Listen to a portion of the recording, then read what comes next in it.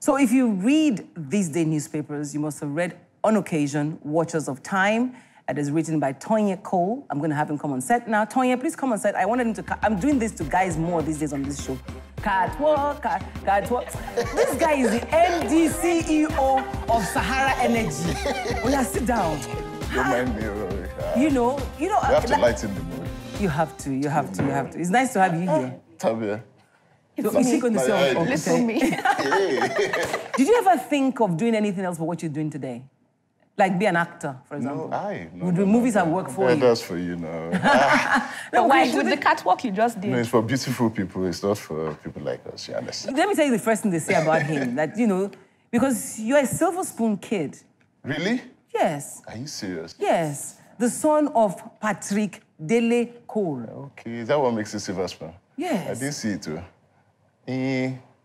My father did not give us Silver Spoon. He used cane to discipline us. So there's something to be said for that. Absolutely. So tell me, what is it about your growing up that has made you so conscious of our environment to the extent that you decided to focus mostly on youth development? Well, so first of all, growing up, I was one of those children. I was very, very stubborn.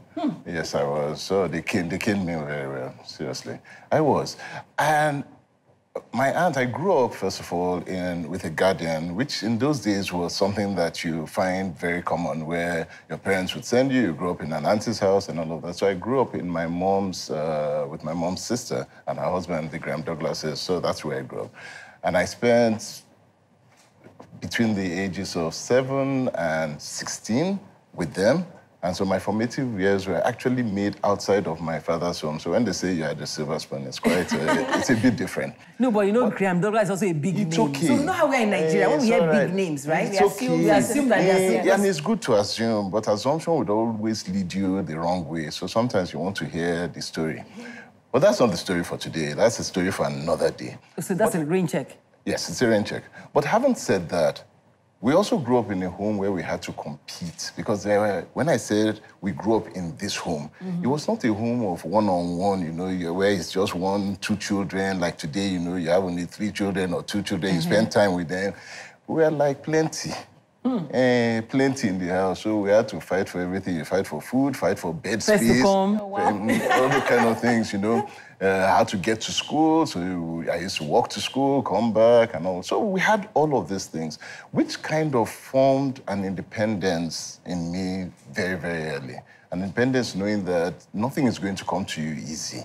It was made known to me from day one that inheritance, forget, there's nothing like that. You're not going to see anything of the sort. So I wasn't waiting for that my father or my uncle is going to leave something for you. Were this assumed or this actually made you understand that? Not just was it seen, it was acted out. They will be telling you, it was acted, everything, forget it. Just all I owe you, education, will give you good education, and I'm glad. I went to King's College, I went to Corona, I went to University of Lagos, so I had good education. I came out, the day I left university, as I was leaving university, I was saying thank you very much, bye-bye, no more school, it's time to work. And I left home. Soon after university, I left home and I started living on my own.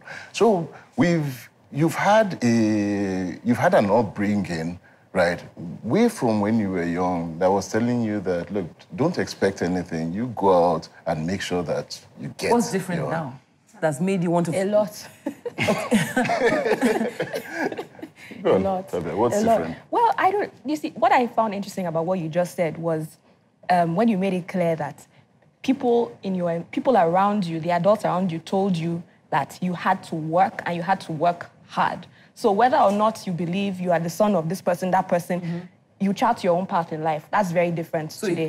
It's missing. That's the missing gap. It's missing. There's literally little to none. So who are we blaming, the parents or who? And how, when you, through your work, the Marriage Initiative and trying to develop the youth, there are lots of influences that are coming out today. Remember, way back then, nobody will spare the rod. Not just your uncle, auntie, your neighbor, every psychologists single say rod person. is not good. No, hang on. I don't know.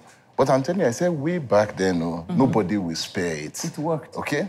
Now, Were there excesses and all of that? Absolutely. I mean, there was a day I was caned with fan belts. I can remember that. You know, that was the closest thing, I'm sure. You know, that was the closest for me, that was beyond belief. Because if they cane you with a cane, it will break. But the day they brought fan belt, it was once and never again. I carried after, anyway. Let's leave that story. But the point is, yes, there are excesses, and I agree with that. But there's also a corrective attitude that must be done. And if you're in a basis of raising children today where there's no discipline, they get away with everything, you're afraid of speaking to them because they will speak back and all of that, and you cannot discipline children as a result of that, then I think what you would see at the end of the day is that society will bring out what it brings. So I believe that there is a different, now the society today teaches a different type of upbringing. Who makes up a society? But is it? It's people like me. I mean, we're already in our 50s, 60s. So where did we go? I just wanted to ask, is it really discipline? Because something I've noticed is people that have your profile, you know, who are very successful in their careers and all that, what I noticed is they rarely have time for their children. So it's not even necessarily discipline. It's the fact that they're not even aware sometimes that their children are doing whatever it is that they're doing, you know. People don't have conversations with their children about the facts of life, that one day you will leave this little bubble,